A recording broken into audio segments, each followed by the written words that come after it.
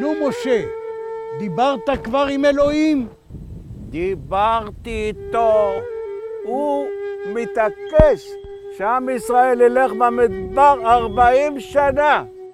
איך אוכל ללכת 40 שנה במדבר? יכאבו לי כפות הרגליים, יכאבו לי הברכיים, הרגליים והגב.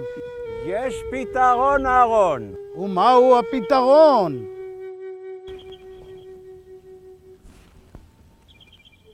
זה הפתרון, אהרון.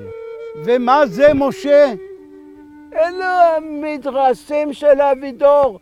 אתה הולך איתם 40 שנה במדבר, כלום לא כואב.